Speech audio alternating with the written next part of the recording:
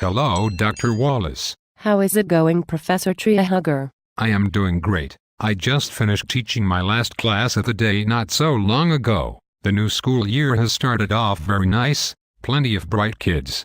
How has your day been? Very nice. I watched Law and Order SVU all day and later I am going to the river. It is an honor of mine to finally meet the president of the State Board of Education. Why, thank you. I am flattered, Professor Treehugger. I want to discuss my topic of teaching creativity as the new learning method, which is why I have scheduled this important meeting on your busy schedule. Of course, I am always open to new ideas to improve education. I want the best for our state's education. Do you have more research to back up your teaching strategy? Why, of course, Dr. Wallace.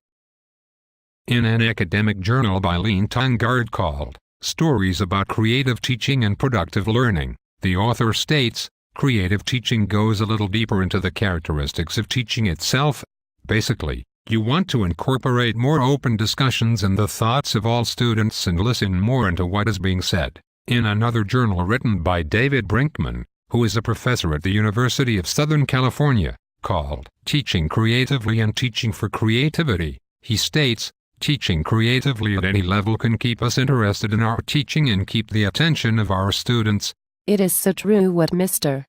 Brinkman said. We have such a structured strategy to always have everything planned out for the year to balance with the school year's schedule, which can or does lose students' attention and also the teacher's spunk to teach. Another thing brought up by Mr.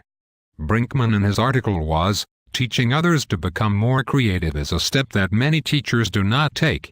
For example, as you mentioned about cramming to meet up with the school year's schedule, another issue for teachers being discouraged to teach creatively and trying new things would be because they can't afford to miss to cover everything that is on the state's exams. The time just keeps getting shorter due to budget cuts. Exactly, but we can start statewide mandatory workshops for all teachers on not getting discouraged. Lastly, Mr.